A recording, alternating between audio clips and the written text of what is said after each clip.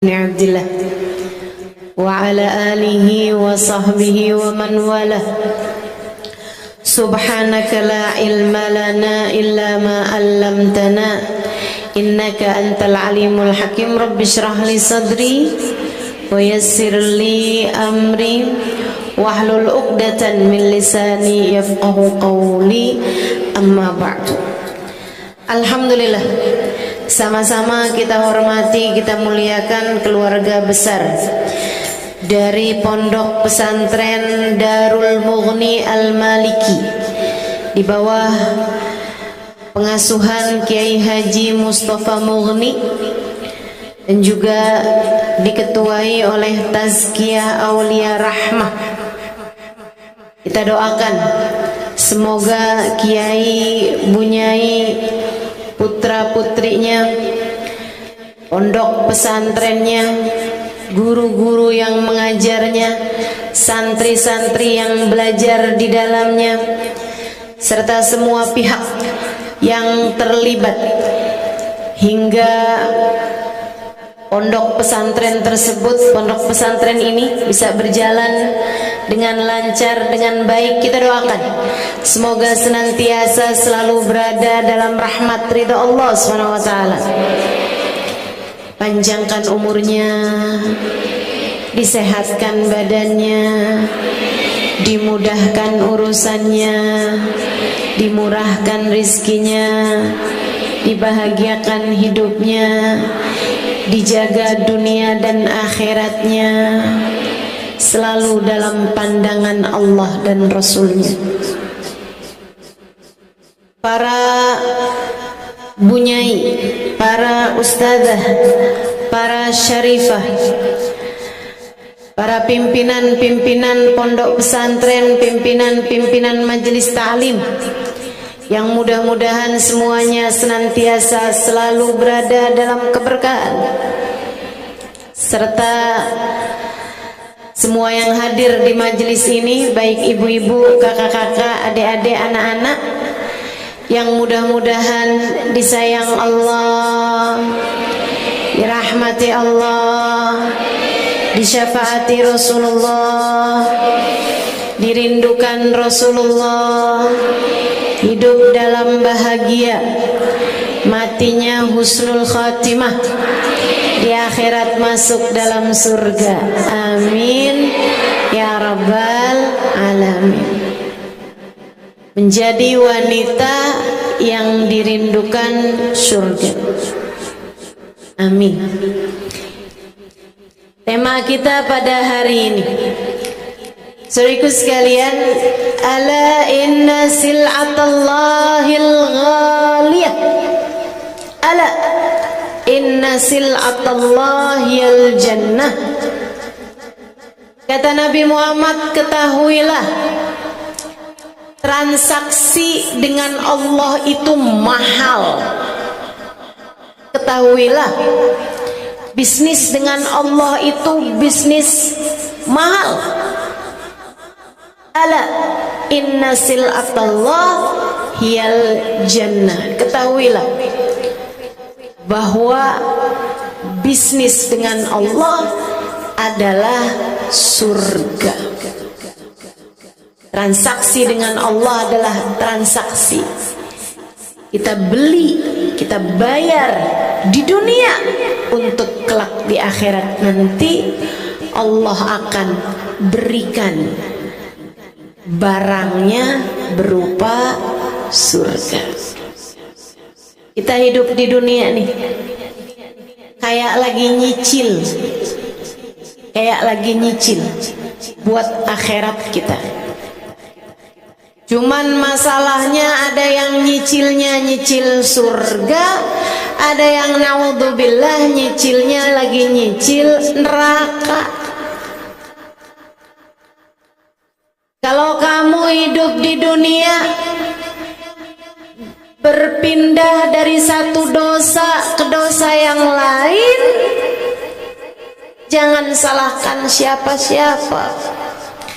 Jika akhirnya Allah murka kepadamu, hingga akhirnya Allah masukkan kamu ke dalam neraka karena selama ini itu yang kamu bayarkan. Tapi sebaliknya, semoga kita semuanya di atas muka bumi ini berpindah dari satu pahala menuju pahala berikutnya, berpindah dari satu kebaikan menuju kebaikan berikutnya, berpindah dari satu ibadah menuju ibadah berikutnya, berpindah dari satu taat menuju taat berikutnya, sehingga akhirnya yang kita cicil adalah surga hingga datang ajal menjemput kita. Allah ridho kepada kita, dikaruniakannya kepada kita husnul khatimah di padang mahsyar, dipertemukannya kita dengan baginda hingga kelak berakhir hidup kita dengan surga. Amin ya rabbal alamin. Itu yang harus kita usahakan. Fa idza faragta fansab. Kata Allah Subhanahu wa taala, kalau kamu udah selesai dari satu taat yang lain, jangan pindah ke dosa, tapi fansab, mulailah kerjakan taat yang berikutnya. Kamu udah selesai wudu, sholat.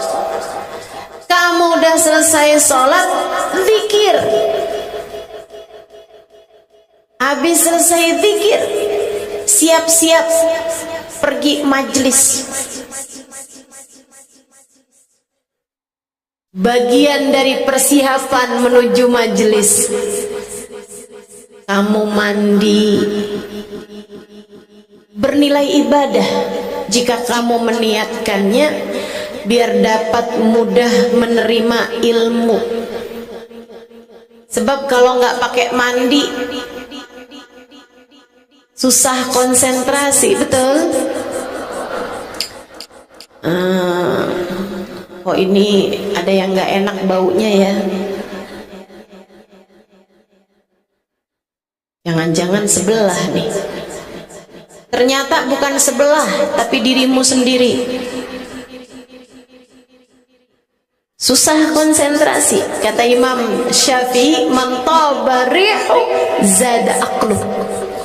Siapa yang wangi aromanya, maka bertambahlah kecerdasannya. Adik-adik, sebelum masuk kelas yang di pondok pesantren nih, sebelum mulai belajar apapun, mandi dulu dek. Kalau enggak keburu mandi, sekurangnya pakai deodoran, pakai minyak wangi. Aromamu jangan sampai merusak konsentrasi bagi dirimu dan juga mengganggu kesejahteraan hidung teman-temanmu. Penciuman teman-teman kita yang di sekitar kita harus diselamatkan. Jangan sampai kita mengganggu mereka dengan aroma tubuh yang tidak sedap untuk dihirup ya. Kita sarapan pagi, niatin biar bisa mudah menerima ilmu, biar bisa kuat mengerjakan taat,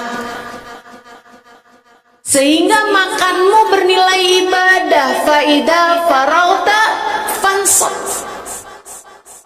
semuanya jadi bernilai ibadah. Ketika kamu memakai pakaianmu menutup aurat, bernilai ibadah.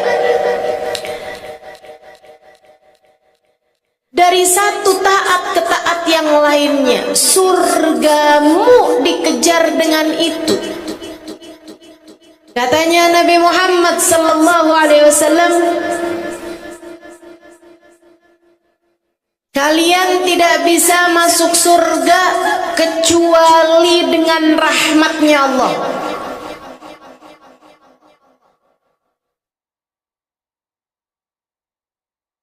Kullukum tadkhulunal jannah birahmatillah. Kita ini semuanya masuk surga dengan rahmatnya Allah. Sayyidah Aisyah nanya, wa kaifa bika ya Rasulullah? Bagaimana pula denganmu wahai Rasul, masuk surga dengan rahmatnya Allah atau dengan ibadahmu? Kata Nabi Muhammad sallallahu alaihi wasallam, demikian pula denganku wahai Aisyah, Allah pun memasukkanku ke dalam surga dengan rahmatnya. Semua orang masuk surga dengan rahmatnya Allah. Tapi katanya Nabi Muhammad dalam hadis qudsi, Allah berfirman, udkhulul jannah birahmati waqtasimuha bi'amalikum. Masuklah kalian ke dalam surga dengan rahmatku, kata Allah, tapi bagi-bagi jatahnya surga dengan amal perbuatan kalian. Jadi kalau ada orang bilang begini, udahlah, nggak usah gimana-gimana taat. Orang tuh kalau taat ibadah tapi nggak diterima Allah, atau nasibnya emang mesti masuk neraka, bakal masuk neraka juga setaat apapun dia. Udahlah, ngerjain dosa biasa-biasa aja. Ampunan Allah luas, biar kayak gimana juga kita bakalan masuk surga juga pada akhirnya. Siapa bilang? Saudariku sekalian yang saya muliakan, betul bahwa kita masuk surga dengan rahmat dan kasih sayangnya Allah SWT. Tapi Allah pun mengatakan dalam Al-Quran, wa rahmatullah qaribun minal muhsinin. Rahmatnya Allah itu dekat dengan hamba-hamba yang berbuat baik. Kalau yang kamu kerjakan dosa, rahmatnya Allah juga jadi jauh darimu. Jangan tertipu. Allah Maha Rahman Rahim. Apa-apa berbuat dosa juga ntar taubat. Jangan tertipu. Saya kan orang Islam, Allah pasti bakal masukin saya ke dalam surga. Saya umatnya Nabi Muhammad. Nabi Muhammad pasti bakal menyelamatkan saya dengan syafaat beliau sehingga saya akan masuk ke dalam surga. Yang penting saya cinta sama Allah, yang penting saya cinta sama Nabi Muhammad. Sholat mah nomor 2. Enggak gitu caranya, Bu. Enggak gitu caranya, Dek. Enggak begitu kenyataannya. Bahkan sebenarnya kita yang sudah taat sekalipun, kalau kamu sudah mengerjakan taat sekalipun, sebenarnya kita masih belum tentu Allah ridhoi, belum tentu Allah sayangi, apalagi yang ngerjain dosa. Kamu pikir kamu siapa? Sampai kamu rasa Allah tak akan pernah tega memasukkanmu ke dalam neraka. Kamu pikir kamu siapa? Ustazah, saya nih anaknya seorang ulama besar, pasti bapak saya bisa menyelamatkan saya. Siapa bilang? Nabi Nuh bahkan tidak bisa menyelamatkan anaknya yang memilih jalan lain selain daripada jalan agama Islam. Ketika anak Nabi Nuh durhaka, Nabi Nuh bahkan tidak mampu menyelamatkan anaknya. Kamu pikir kamu siapa?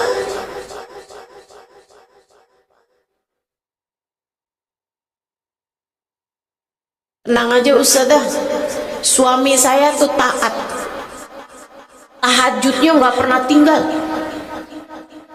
Saya kan istrinya. Bu, saya kasih tahu kabar menyedihkan nih bagimu. Kalau di akhirat nanti suamimu masuk ke dalam surga, dia akan segera kawin sama bidadari tanpa mencari-cari dirimu itu.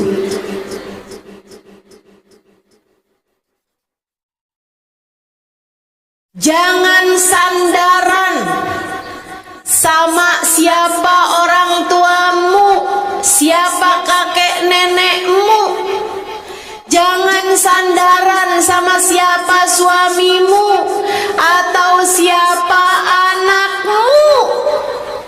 Akhirat jauh lebih genting daripada itu. Akhirat jauh lebih penting daripada itu. Terkadang Allah tidak peduli. Karenanya nggak ada yang bisa kita lakukan untuk menyelamatkan diri kita selain dengan yuk berbekal menuju keselamatan di sana. Gimana caranya Ustazah?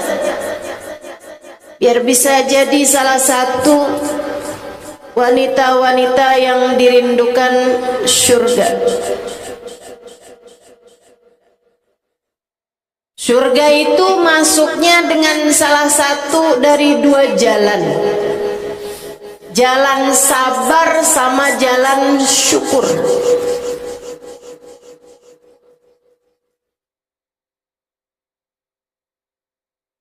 Surga dimasuki lewat dua jalan.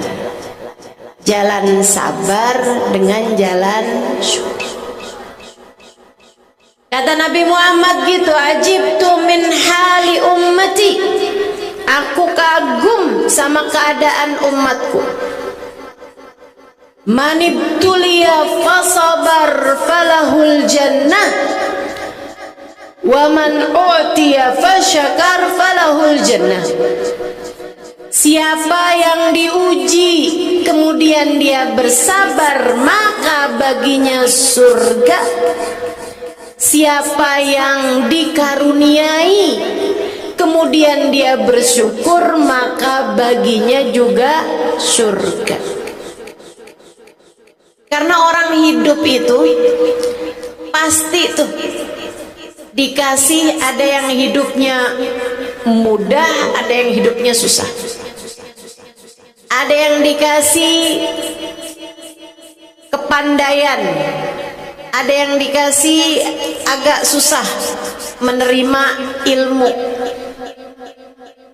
ada yang dikasih kecerdasan, ada yang enggak, ada yang cakep, ada yang enggak, ada yang kaya, ada yang enggak, kan begitu. Maka siapa yang diberi sama Allah kemudian dia bersyukur dan menggunakan itu untuk taat, maka baginya surga. Siapa yang diuji kemudian dia bersabar, maka baginya juga surga. Para ulama menyampaikan, sabar itu ada pada 3 hal. Nih adik santri dengerin, sabar ada pada 3 hal. Pengen jadi wanita yang dirindukan surga, jadilah wanita yang sabar. Sabar dalam apa nih? Dalam 3 hal. Yang pertama, sabar dalam mengerjakan taat. Untuk mude yang sedang belajar di pondok pesantren, kamu perlu sabar untuk sungguh-sungguh belajar. Udah gak usah kepikiran abang yang waktu itu ketemu di Indomaret. Gak usah kepikiran. Mukanya ganteng, nama media sosialnya apa ya? Gak usah. Gak usah kamu pusing-pusingin urusan jodohmu, Dek. Tenang aja. Garam di laut, asam di gunung, di bumbu rujak ketemu juga.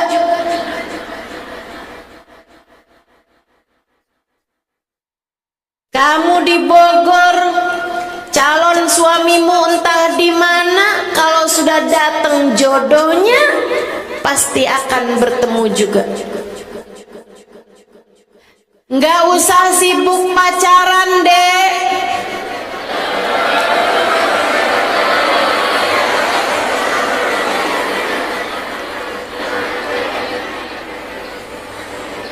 Yang sabar jalanin masa mudamu, yang sabar jalanin taat di masa mudamu, yang sabar belajarnya, yang sabar terus aja pelajarin satu pelajaran paham, ganti pelajaran lain.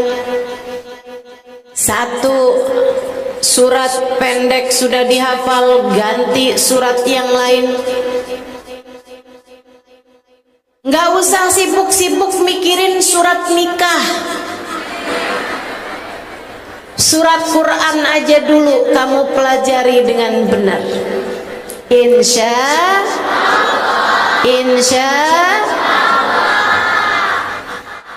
Adik-adik saudaraku sekalian, saya diantara santri yang lama belajarnya. Saya belajar sebelum menikah 12 tahun. Sudah nikah pun sempat balik lagi ke sana setengah tahun, balik ke Tarim untuk menyelesaikan belajar dan mengajar saya. Kemudian saya pulang ke Indonesia pun sampai sekarang belum berhenti-henti belajar, terus belajar. Dan saya senang belajar, saya sering belajar, saya banyak belajar. Apalagi ketika saya tinggal di Daruz Zahra, guru saya Wabah Nur meminta saya untuk membantu mengajar. Saya pun mulai mengajar. Setiap malam saya mesti membaca berpuluh-puluh halaman kitab. Saya jejerin tuh kitab-kitab gundul depan saya. Saya baca semuanya, kemudian saya ringkas, besoknya saya ajarkan.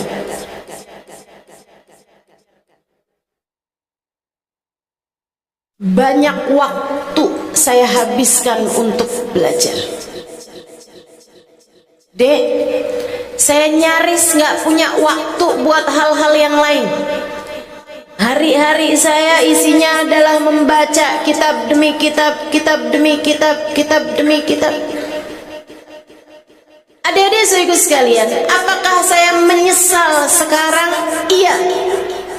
Saya menyesal karena kurang banyak baca kitabnya. Saya menyesal karena masih banyak waktu yang saya gunakan untuk hal-hal yang gak perlu. Andai dulu saya lebih banyak lagi belajarnya, andai saya dulu lebih banyak lagi menghafalnya, andai saya dulu lebih serius lagi dalam mempelajari ilmu, sebab luas ilmu agama kita ini, luas. Adik-adik saudaraku sekalian yang saya muliakan, perlu kesabaranmu dalam belajar deh, yang konsentrasi. Nggak usah urusan rumah dengan segala permasalahannya kamu bawa kemari. Tapi ustazah, orang tua saya memang tidak baik-baik saja. Dek, ustazah, masalahnya perekonomian keluarga kami sedang jatuh. Dek, saya kasih tahu, nggak ada cara terbaik untuk membantu orang tuamu dalam menghadapi permasalahan kehidupan mereka, dan juga dalam menghadapi kekurangan secara finansial dalam keluargamu, selain dengan kamu sungguh-sungguh belajar di pondok pesantren ini. Belajarnya yang beneran. Nih, saya ingat waktu saya belajar di Al-Anwar, Sarang, Rembang, dengan Kiai Haji Maimun Zubair. Ada satu waktu Mbah Mun memberikan semacam sambutan kepada wali-wali murid, kepada orang-orang tua yang anaknya belajar di pondok pesantren beliau. Saya 3 tahun belajar di sana. Mbah Mun, Kiai Haji Maimun Zubair, seorang ulama terkemuka. Saya rasa teman-teman mungkin pernah dengar nama beliau, sangat terkenal ya, tentu saja. Beliau mengatakan begini nih kepada para wali murid. Bu, Pak, kata beliau, kalau kamu anaknya mondok di pondok pesantren sini dan kamu rezekinya susah, mau buat ngirimin anak di pondok pesantren susah, dagang kamu nggak jalan, anak kamu di pondok pesantren, kata Mbah Mun nih, ambil balik aja anaknya. Kenapa begitu? Sebab pasti anakmu tersebut belajar di pondok pesantrennya main-main. Kalau dia belajarnya benar-benar, berkah belajarnya tersebut akan membuat orang tuanya dapat rezeki yang mudah dan melimpah. Jadi kamu dek lagi belajar di pondok pesantren begini, yang sabar, yang sabar, sabarin belajarnya, sabarin taat aturannya, sabarin temen kamu ada yang udah nikah, kamu umurnya lebih tua daripada dia, tapi belum ada yang lamar. Yang sabar, yang sabar. Kamu bangun di waktu malam mau tahajud ngantuk, yang sabar. Kamu lagi belajar di pondok pesantren puasa sunnah, lapar, yang sabar. Sabar jalanin taat, jauh dari orang tua, jauh dari keluarga, yang sabar. Ibu-ibu juga begitu. Para istri jadi istri yang sabar. Capek ustazah, nih pekerjaan jadi istri ini kayak kasih ibu sepanjang jalan, kayak nggak selesai-selesai gitu. Habis ngerjain ini, ngerjain itu, ngerjain ini, ngerjain itu. Begitu duduk sebentar, suami pulang, kamu nih tidur aja, duduk aja.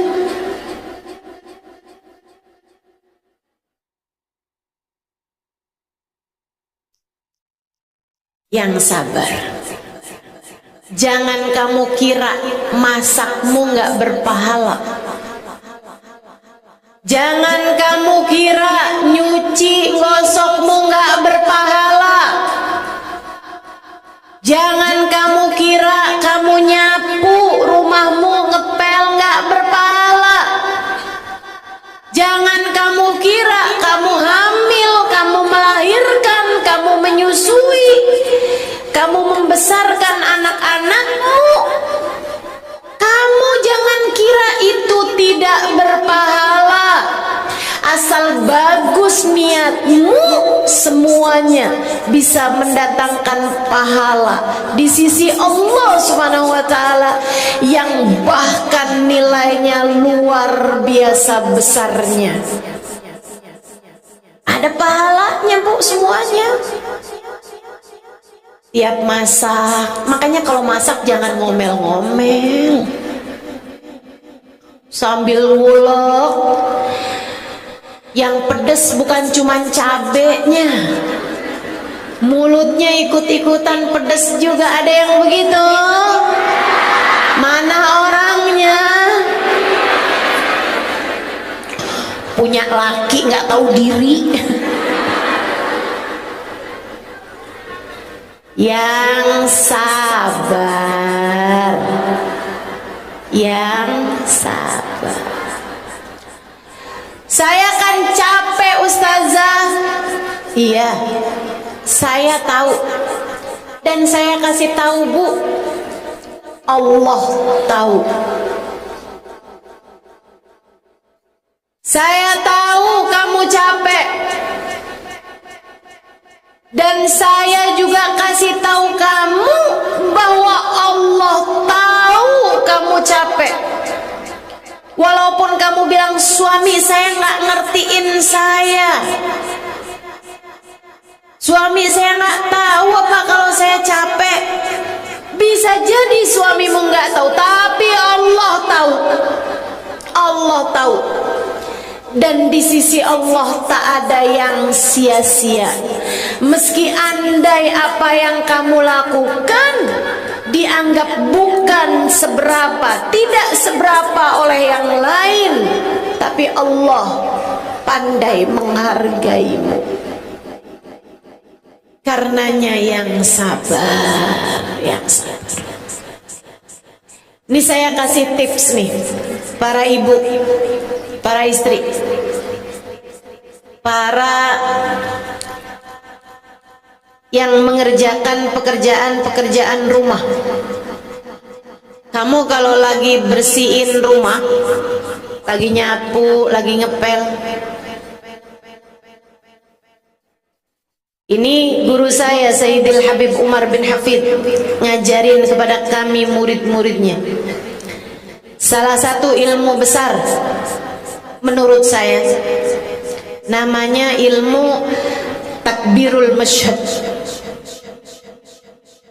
meluaskan sudut pandang. Kamu kalau lagi nyapu, hati kamu menghadirkan pemahaman ini, Bu.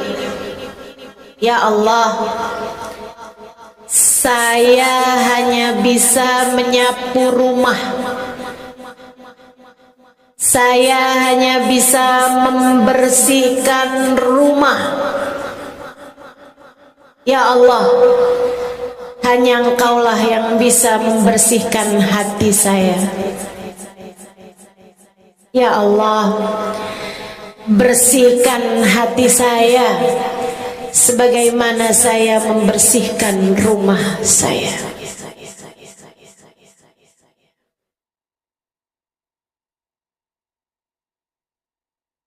Kamu nyapu halaman,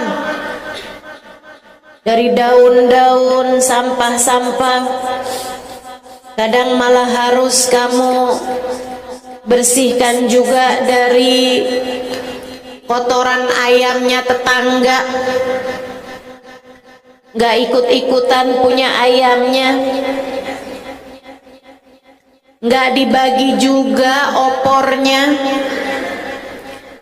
tapi tiap hari ikut-ikutan bersihin kotorannya. Jangan ngomel. Sambil bersih-bersihin kamu bilang, ya Allah, saya hanya bisa bersihin halaman rumah saya. Hanya Engkau yang bisa membersihkan catatan perbuatan saya dari dosa-dosa dan aib dalam diri saya, ya Allah. Bersihkanlah ya Allah, bersihkan dosa-dosa saya, hapuslah ia dari buku catatan kehidupan saya, hingga di hari akhirat nanti saya tidak harus menanggung malu karenanya. Bu, kalau kamu masak, saya ajarin.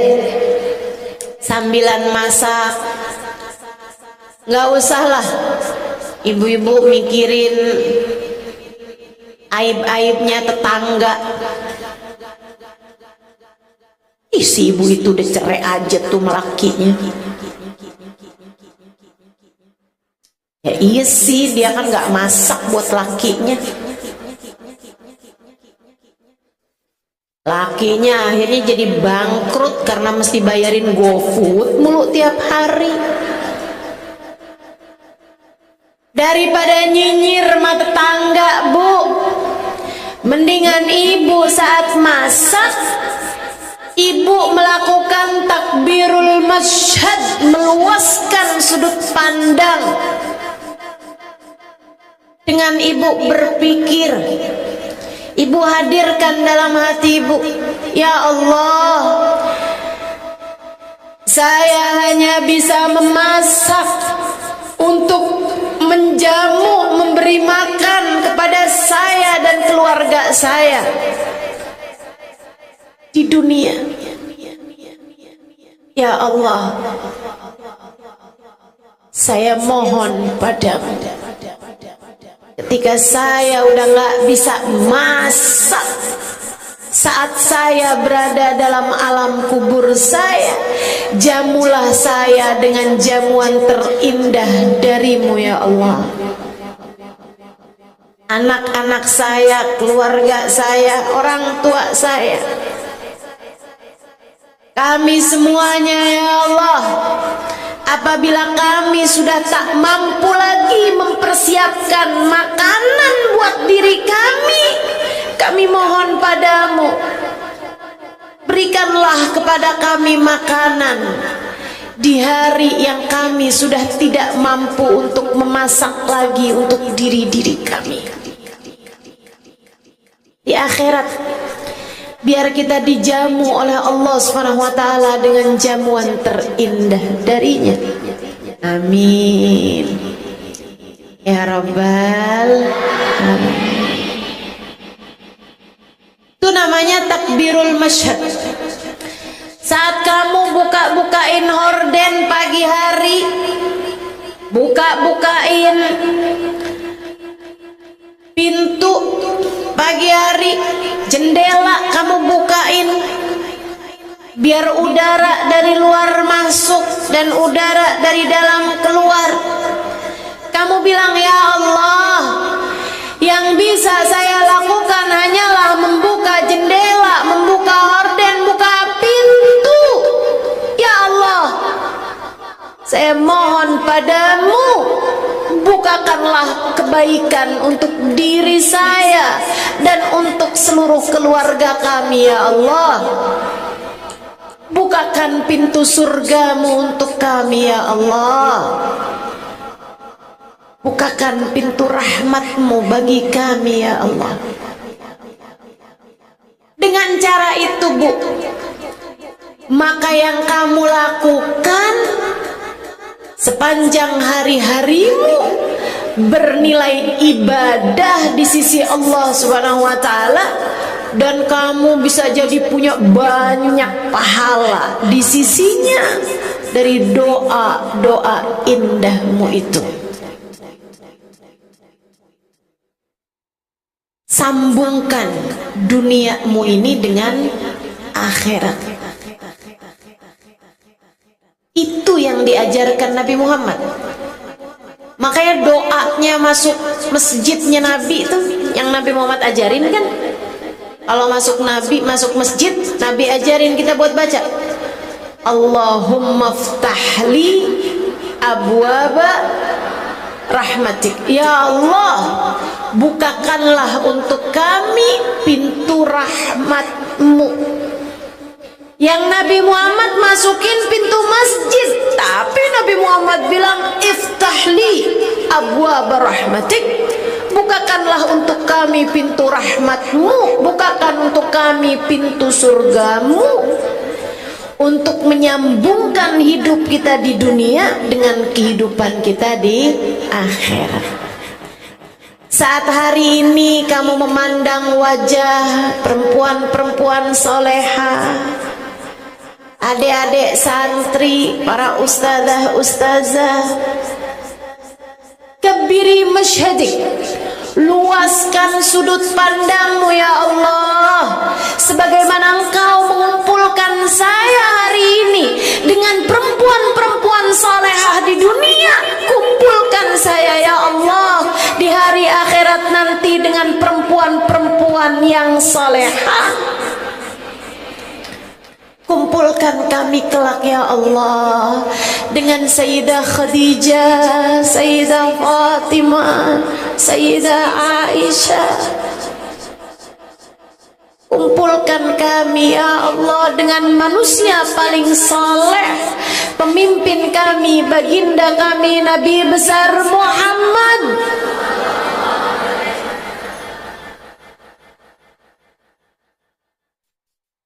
Sabar menjalani taat. Jadi kamu nyapunya sabar, kamu masaknya sabar, kamu nyuci nyetrika dengan sabar, mengerjakan semua peran-peran dalam kehidupan dengan penuh kesabaran. Insya Bu, Kak, Dek, Nak yang sabar sholatnya,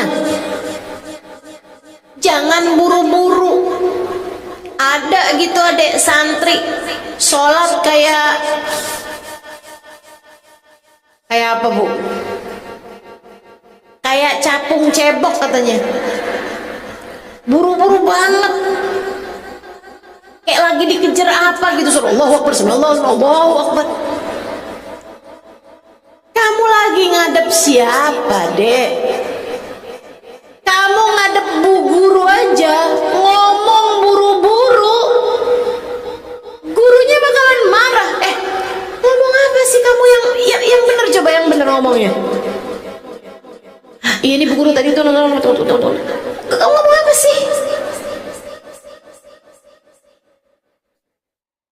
Kita bicara sama orang aja, kita bicara dengan adab, kita bicara dengan baik. Dalam sholatmu kamu bermunajat dengan Allah, pemilik bahagia dan sengsaramu, pemilik surga nerakamu, penentu nasib dalam hidupmu. Jangan main-main, jangan main-main. Sholatmu yang sabar, baca Fatihah dengan benar, baca surat dengan benar, ruku dengan tumaknina, i'tidal dengan tumaknina, sujud, nikmati sujudmu. Allah mengatakan wasjud waqtarib, sujudlah dan kamu akan menjadi dekat denganku, kata Allah. sujudlah dan kemarilah mendekatlah kepadaku. Kurang indah apa Allah memperlakukan hidupmu ini? Jangan sia-siakan. Sujud buru-buru banget, subhanallah, Allahu Akbar. Enggak gitu caranya. Sholatlah dengan sabar, insya semua ibadah kita perlu kita laksanakan dengan penuh kesabaran, termasuk duduk di majelis saat ini. Ada yang nggak sabar ngeliatin jam mulu. Ustazahnya sampai jam berapa ya? Sebelahnya nyaut, lah nggak tahu kan bukan saya ustazahnya. Nggak, maksudnya biasanya. Kamu kan biasa ngaji, saya nggak pernah ngaji nih, baru ini nih ngaji, lama bener ya. Masya Allah. Hadir majelis perlu kesabaran, perlu sabar, yang tenang. Para ulama mengatakan ilmu itu kayak kupu-kupu, tak akan hinggap kecuali di kepala yang tenang. Kalau badan kamu goyang-goyang, kepala kamu kesana kemari, nah itu ilmunya susah masuk tuh. Makanya ada banyak ibu-ibu nih hadir pengajian, giliran ditanya sama suaminya, tadi ustazah bilang apaan? Au.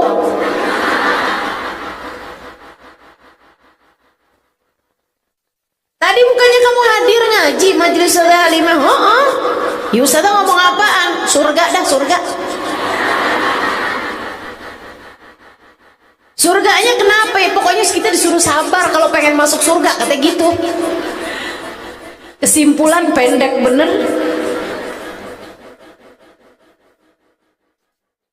Yuk belajar buat sabar. Buat sabar. Kata Nabi Muhammad, ta'allamul ilma. Ya adik-adik santri nih dengerin terutamanya nih. Wa ta'allamu lil ilmi as-sakinah wal waqar.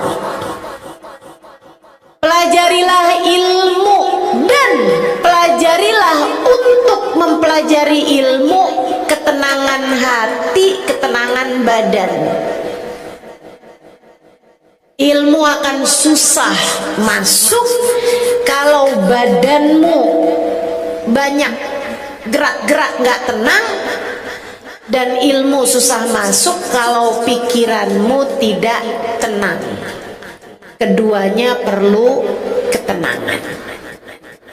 Maka saat belajar, saat menerima ilmu, kamu harus sabar. Jelas? Insya buat para ustadzah yang ngajar, Kak, ustazah yang sabar ngadepin anak murid, yang sabar, yang sabar. Emang gak gampang, saya tahu, saya dulu ngajar di kelas maksudnya. Perlu kesabaran. Kadang-kadang ada yang satu cepet banget nangkepnya, yang lain lama banget. Temen-temennya udah di angka 10, ibarat katanya dia masih angka 2, 3, ntar merosot lagi. Yang sabar, yang sabar. Kita nggak pernah tahu murid mana yang bisa bawa kepada kebaikan bagi kita dunia akhirat. Kita nggak pernah tahu. Rubal mutakallim bibarkatil mustami'in.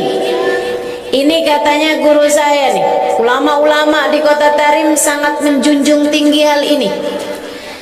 Terkadang orang yang berbicara, para guru, para ustazah, itu dapat berkah dari yang mendengarnya. Para ustazah nih, kadang-kadang kita kirain kita lagi menyampaikan ilmu, kita lagi ngasih sesuatu kepada yang dengar. Ternyata keadaannya sebaliknya.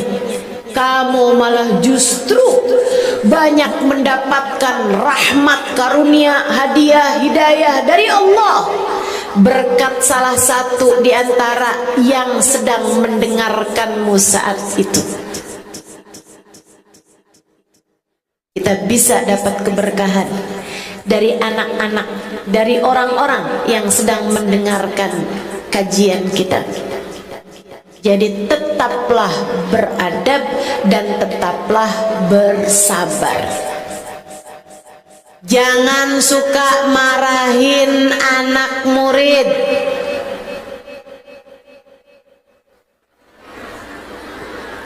Ustazah, jangan suka ngomel.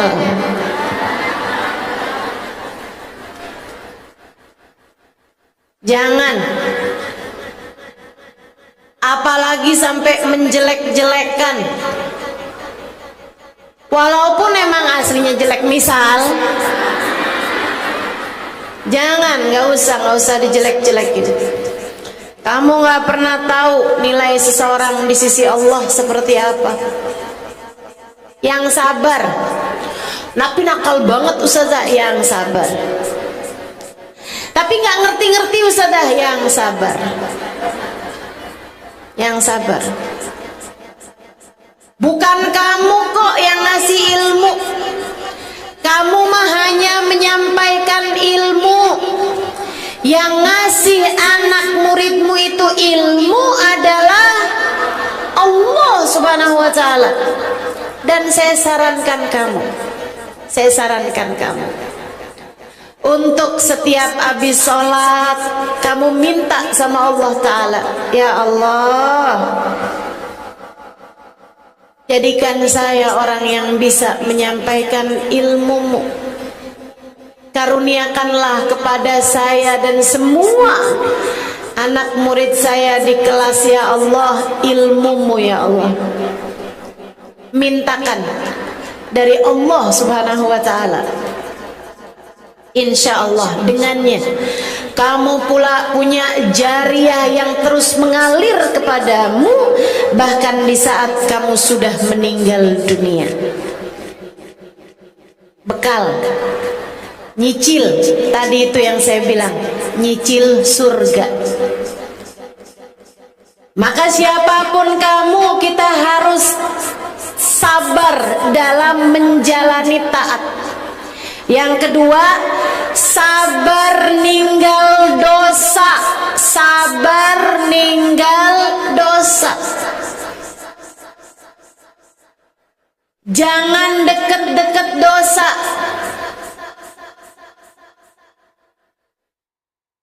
Ustazah, alhamdulillah, saya asalnya punya pacar, sekarang udah putus. Alhamdulillah. Tapi nanti ustazah kalau liburan saya mau nyari pacar lagi. Innalillah. Yang sabar deh, ninggalin dosa yang sabar. Ibu-ibu yang pada punya suami, Bu, yang sabar, jangan marah-marah mulu sama suami. Kamu pikir marahin suami nggak dosa? Sepakat ya kita ya. Marahin suami dosa apa nggak dosa? Maka yang sabar tinggal dosa. Yang sabar. Tapi ustazah, suami saya tuh ustazah kalau dibangunin sholat subuh susah banget. Saya dari bangunin dia manis-manis sampai akhirnya saya marah-marah ustazah. Dia gak bangun juga ustazah. terus saya ambil ember.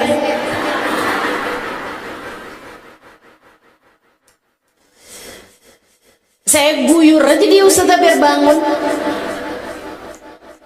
Terus suami saya marah-marah Ustazah, ya iyalah. Bu, saya kasih tahu, kalau suami kamu nggak sholat subuh, itu dosa apa enggak? Dosanya siapa? Dosanya suami. Kamu dosa apa enggak? Kamu dosa apa enggak?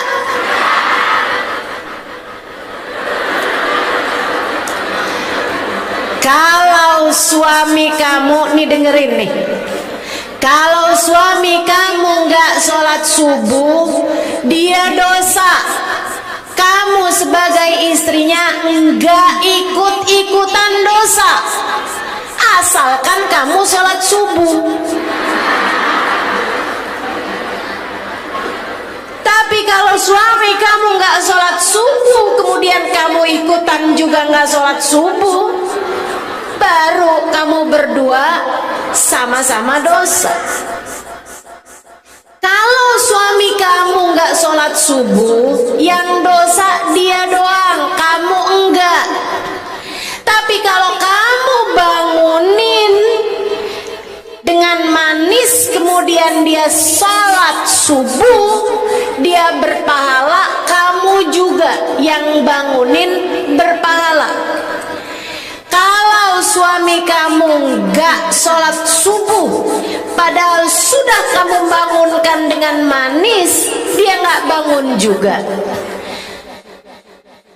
Dia berdosa karena gak sholat subuh, kamu gak berdosa, malah justru berpahala karena sudah membangunkannya dengan manis. Tapi kalau suami kamu gak bangun sholat subuh dan kamu omelin, kamu marahin, kamu kata-katain, susah bener sih bangunin sholat subuh, neraka loh bang, neraka.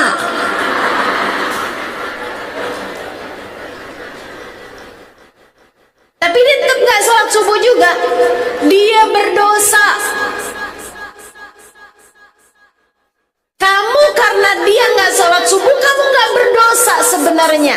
Tapi karena kamu marah-marah, kamu jadinya dosa.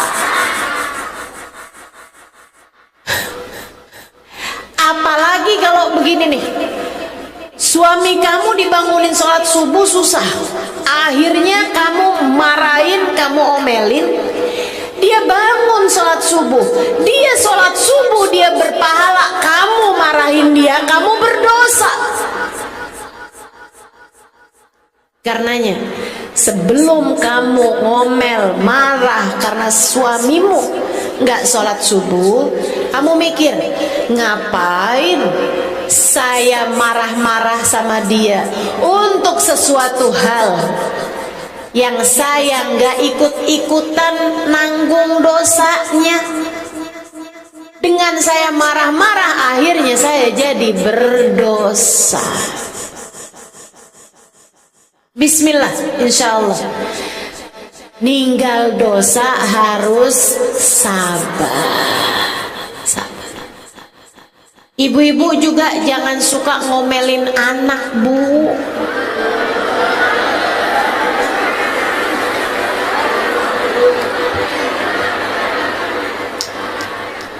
Itu kan anak-anak saya Ustazah. Bu, anakmu memang betul lahir dari rahimmu, tapi anakmu bukan milikmu, anakmu miliknya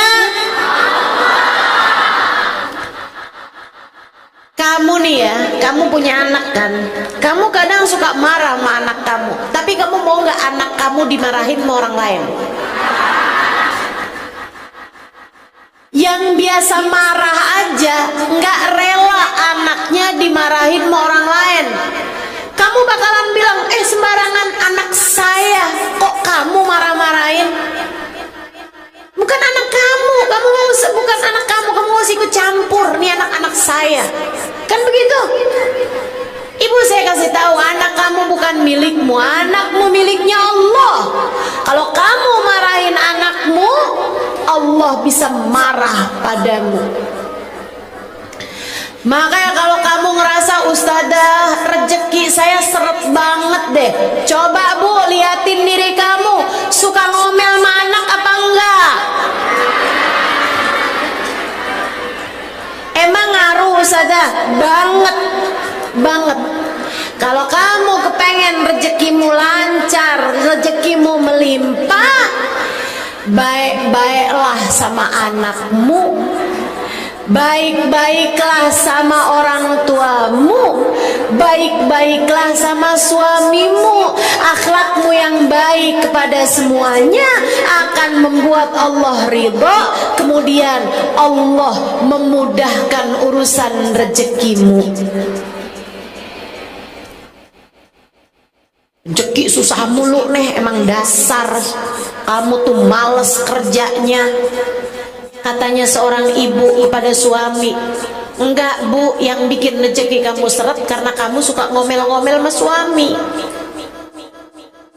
Saya kan kepengen tuh kayak istrinya orang tuh, diajak jalan-jalan ke Singapura, diajak jalan-jalan pergi ke mall di Jakarta.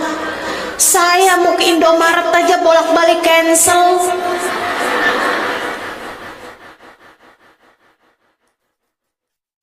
Ya Allah, ya. Yuk belajar buat bisa ninggalin dosa.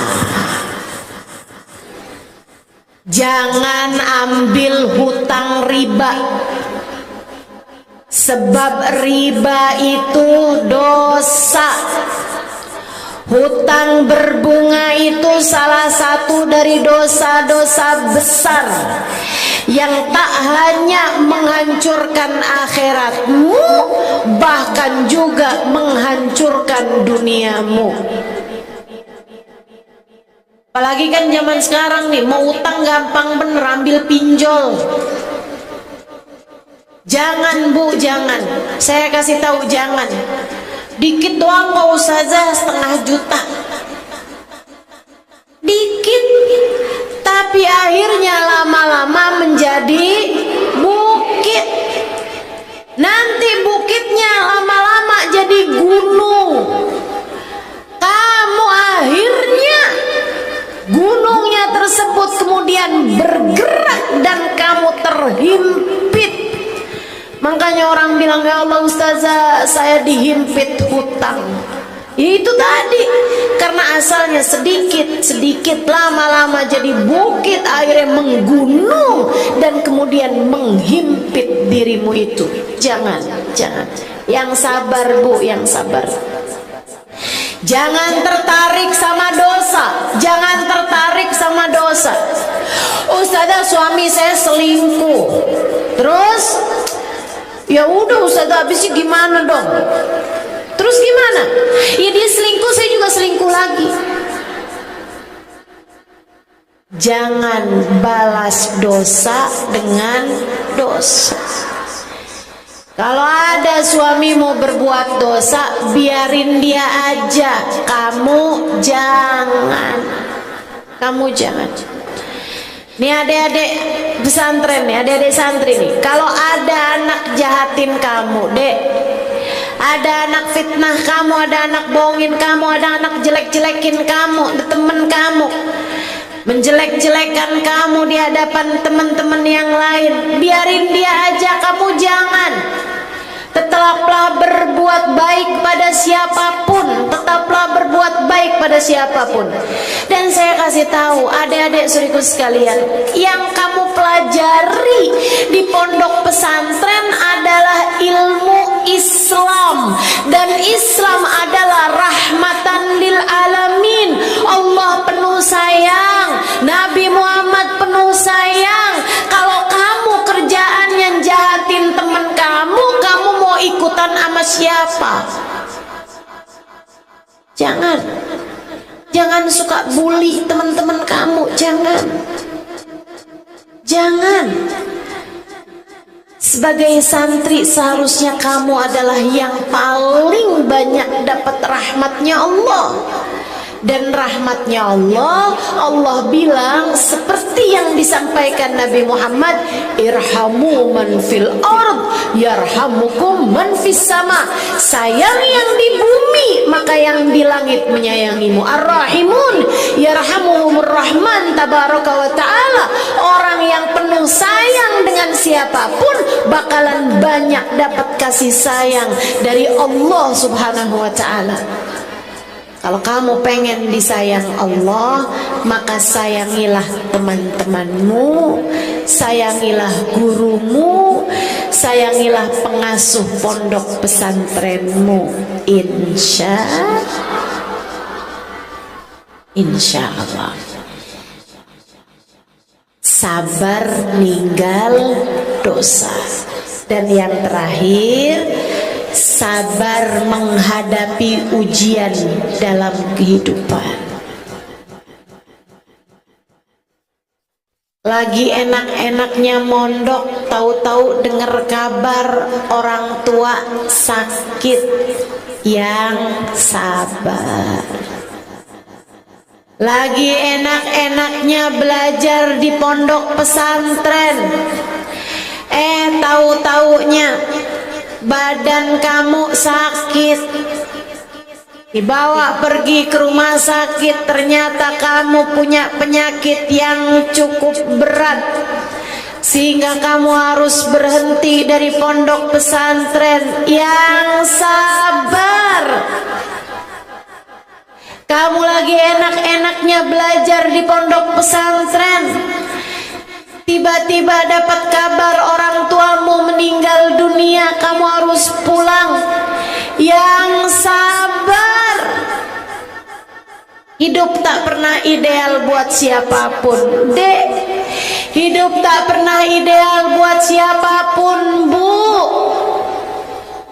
Salah satu ujian berat kita dalam kehidupan ketika kita ditinggal oleh orang-orang yang sangat kita sayangi dan sangat menyayangi kita. Saya tahu rasanya. Saya ditinggal wafat guru saya. Saya tahu rasanya. Jadi murid yang sedih hati karena guru kita meninggal dunia. Saya tahu rasanya. Jadi anak yang ditinggal meninggal oleh ibu kita. Saya tahu rasanya. Kesedihan yang luar biasa.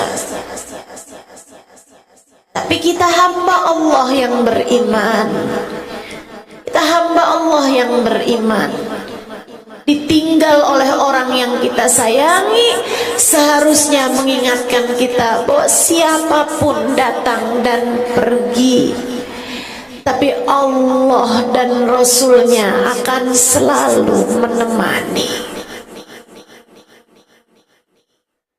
Maka di saat orang yang kita sayangi meninggalkan kita, ucapkan pada diri sendiri,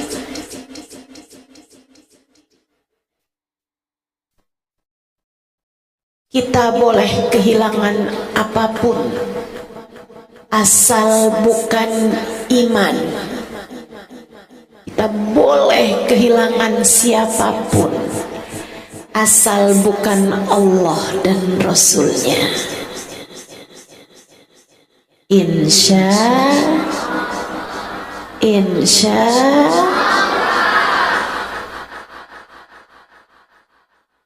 hidup tak pernah ideal buat siapapun.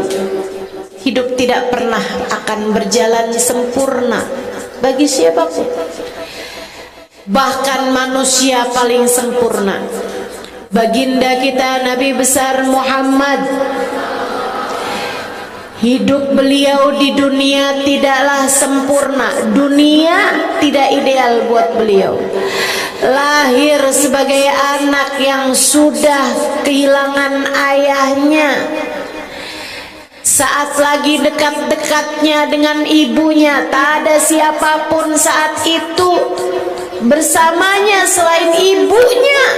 Lagi di perjalanan, tiba-tiba ibu yang sangat disayanginya jatuh sakit di sebuah kampung bernama Abua, hingga kemudian ibunda tercintanya itu juga meninggal dunia. Bu, Kak, Dek, Nak, Nabi Muhammad meninggal dunia di usia 63 tahun. Belum terlalu tua, tapi beliau di masa hidupnya kehilangan ayahnya, kehilangan ibunya, kehilangan kakek yang sangat dicintainya.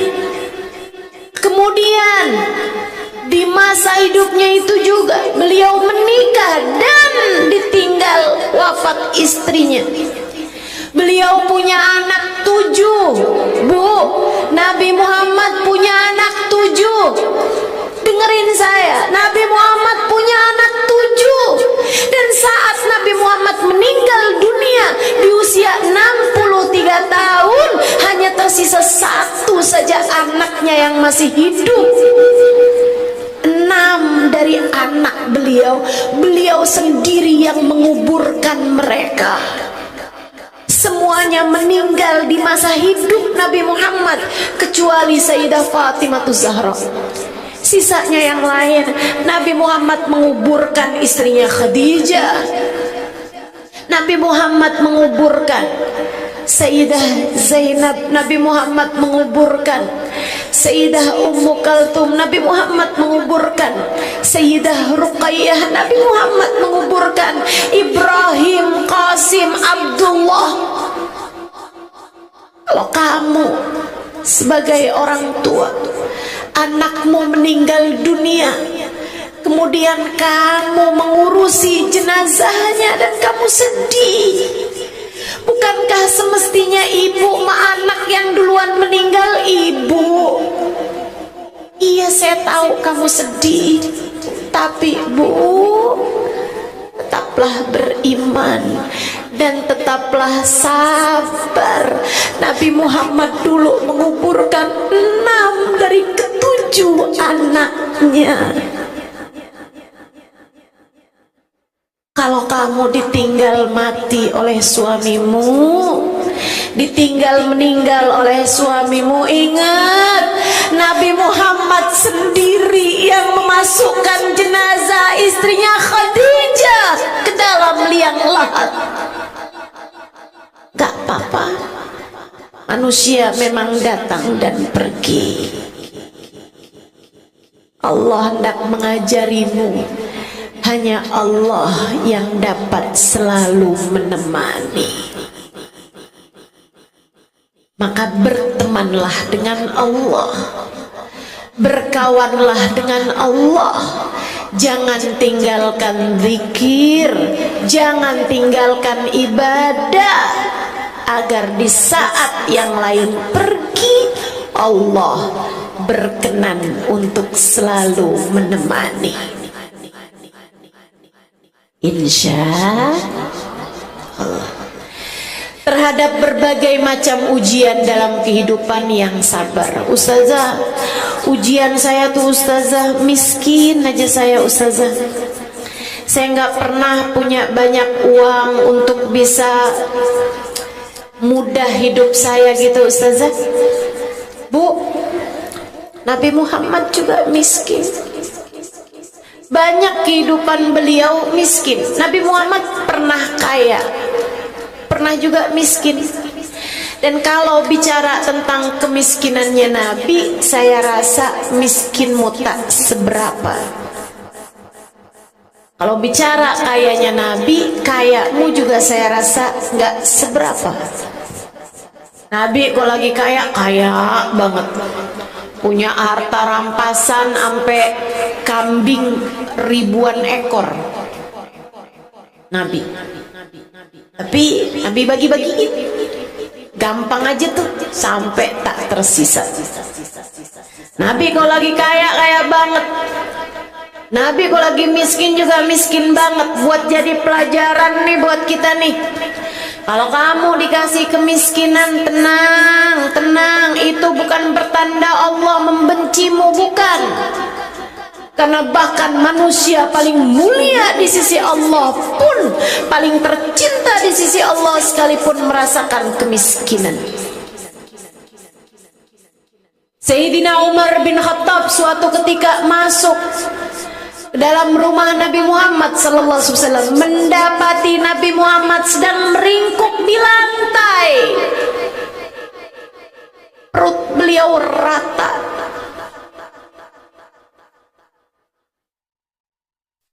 Sayyidina Umar segera menunduk dengan panik dan bertanya, "Amaridun anta ya Rasulullah? Apakah engkau sakit wahai Rasul sehingga engkau meringkuk di lantai semacam ini?" Nabi Muhammad menjawab, "La ya Umar, innama ana ja'i'." Tidak wahai Umar, saya tidak sedang sakit, saya hanya sedang sangat lapar. Sudah lebih dari 3 hari 3 malam perutku tak masuk makanan. Nabi kemudian berkata, "Ya Allah, jadikanlah laparku di dunia sebagai ampunan di akhirat nanti untuk umatku." Nabi Muhammad sallallahu alaihi wasallam, beliau lapar 3 hari 3 malam, gak ada makanan yang dapat beliau makan. Kamu yang aku miskin pernah gak sehari semalam gak makan? Gak pernah. Gak pernah. Jangankan 3 hari 3 malam, sehari semalam gak makan makanan apapun karena memang gak ada makanan yang bisa kamu makan, kamu gak pernah. Maka jangan sampai kamu kehilangan kesabaran, merasa diri paling menderita sebogor, sekabupaten Bogor nih, saya nih pasti orang paling menderita. Nggak gitu, nggak gitu. Yang sabar jalanin hidup. Nggak apa-apa, katakan kepada diri sendiri, saya miskin di dunia, tapi semoga saya di akhirat nanti kaya raya. Saya boleh jadi miskin di dunia, tapi nanti di hari akhirat, bukankah Nabi Muhammad mengatakan, Allahumma ahyini miskinan wa amitni miskinan wahsyurni fi zumratil masakin. Ya Allah, hidupkan saya dalam keadaan miskin, matikan saya dalam keadaan miskin, kumpulkan saya di hari akhirat nanti bersama dengan orang-orang miskin. Ya Allah, saya hidup miskin di dunia, semoga di akhirat nanti Nabi Muhammad akan bersama dengan saya. Apapun saja ujian kehidupan dalam dirimu, bersabarlah, sebab dengan cara itu surga akan dibentangkan untukmu. Pintu surga akan dibukakan untukmu. Yang dalam hidup banyak kena sakit, yang sabar, sakitmu akan membawamu menuju surga jika kamu bersabar menghadapinya. Yang waktu hidup di dunia banyak mendapatkan fitnah, banyak ditipu orang, banyak dihutangi orang, kemudian orangnya nggak mau bayar. Yang sabar, semoga itu semuanya bisa membawamu menuju surga Allah Ta'ala. Bersabarlah menghadapi ujian apapun dalam kehidupan. Ketiga hal tersebut, kalau kamu memilikinya, sabar jalanin taat, sabar ninggalin dosa, sabar menghadapi ujian-ujian dalam kehidupan, semoga dengan cara itu Allah akan bukakan pintumu menuju surga Allah Ta'ala, sehingga kamu menjadi wanita yang dirindu surga. insya Allah. Rabbana zalamna anfusana wa illam taghfir lana wa tarhamna lanakunanna minal khasirin. Rabbana atina fid dunya hasanah wa fil akhirati hasanah wa qina adzabannar. Semoga yang kita dengar hari ini bisa menjadi ilmu yang bermanfaat, ilmu yang dapat kita amalkan dalam kehidupan, ilmu yang menjadi bekal kita menuju surga. Ala hadhihi niyyah wa bi kulli niyyatin salihah jami'ah syamilah ila hadratin Nabi Muhammad sallallahu alaihi wa ala alihi wasallam. Al-Fatihah. Bersama-sama. Bismillahirrahmanirrahim. Alhamdulillahi rabbil alamin. Ar-Rahmanir-Rahim. Maliki yaumiddin. Iyyaka na'budu wa iyyaka nasta'in. Ihdinas siratal mustaqim. Siratal ladzina an'amta 'alaihim ghairil maghdubi 'alaihim waladdallin. Amin. Allahumma bihaqqil Fatihah, birmatil Fatihah, barakatil Fatihah, taftah lana abwabal khair, tu'amilana muamalat ahlal khair, takfina min jamil fitan wal mihan bu'us wa dhair. Innaka wali kulli khair, mutafaddil bi kulli khair bi rahmatika ya arhamar rahimin. Allahumma inna nas'aluka ziyadatan fid din, barakatan fil umur, wa sihhatan fil jasad, wa sa'atan fil rizqi, taubatan qabla al maut, wa syahadatan indal maut, maghfiratan ba'dal maut, wa afwan indal hisab, wa amanan minal adab, wa nasiban minal jannah. Warzuqna an-nadhar ila wajhikal karim, warzuqna murafaqatan bin nabi sallallahu alaihi wasallam. Allahumma inna nas'aluka minal uquli awfaraha, minal adhani asfaha, wa minal a'mali azkaha, wa minal akhlaqi atyabaha, wa minal arzaki azzalaha, minal afiyah akmalaha, minal dunya khairaha, wa minal akhirah na'imaha. Bihaqqi sayyidina Muhammadin sallallahu alaihi wasallam. Allahumma aqsim lana min khashyatik ma tahulu bihi bainana wa baina ma'asik, wa min ta'atik ma tuballighna bihi jannatik, wa min اليقين ما تهون به علينا مصائب الدنيا ومتعنا اللهم بأسمائنا وأبصارنا وحولنا وقوتنا ما أبقيتنا إنك على كل شيء قدير.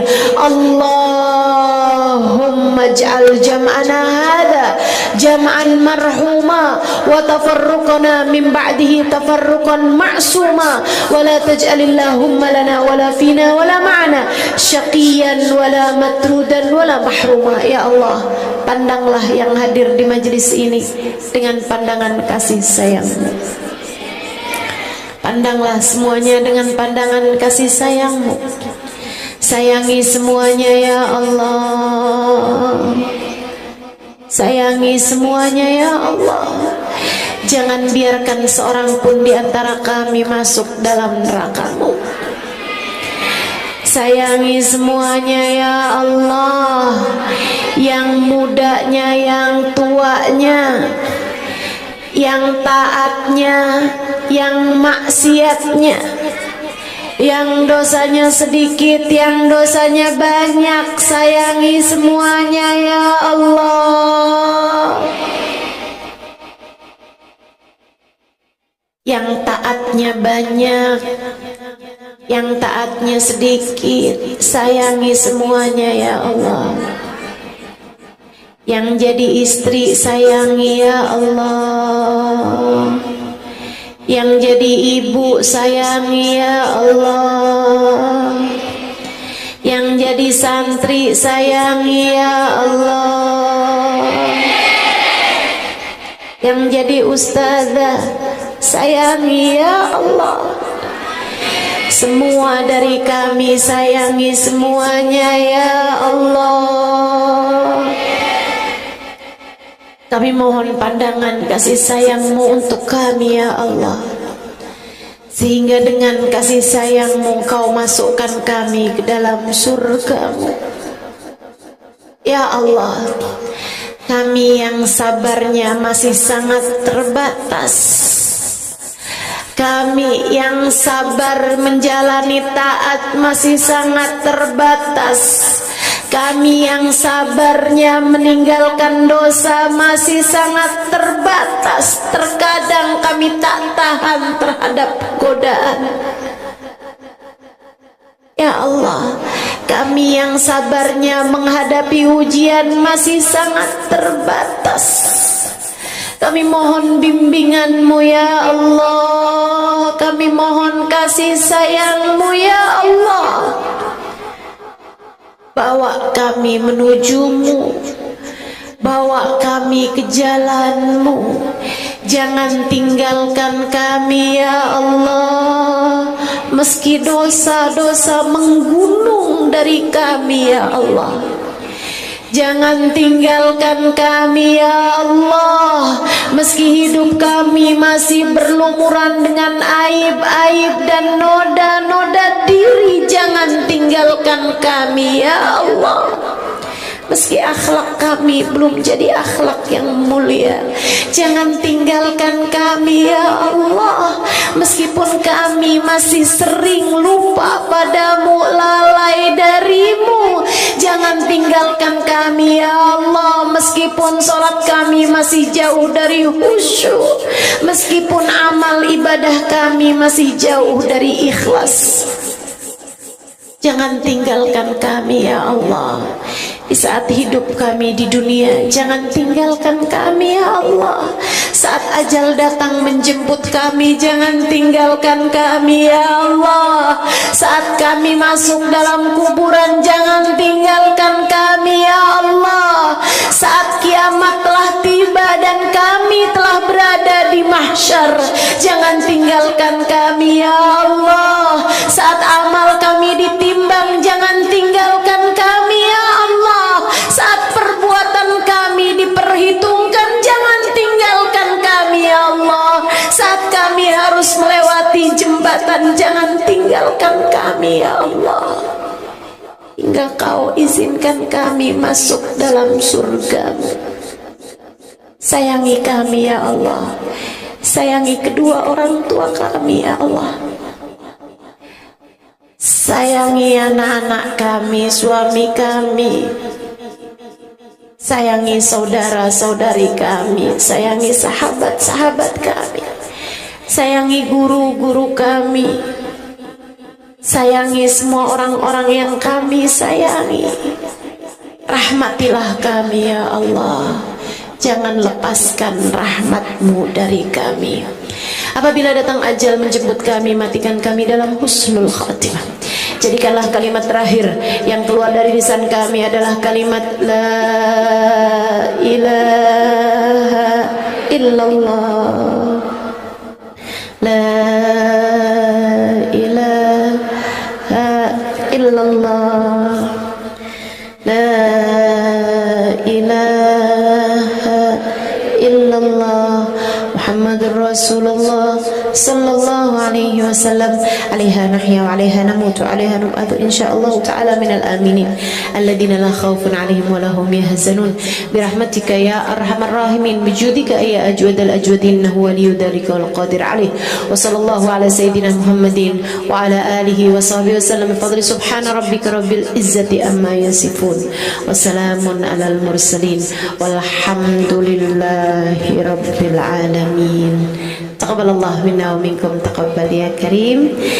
Mudah-mudahan bermanfaat. Semoga doa-doa kita diijabah Allah Subhanahu wa taala. Terima kasih atas segala perhatian, kurang lebihnya mohon maaf. Wal afu minkum, wassalamualaikum warahmatullahi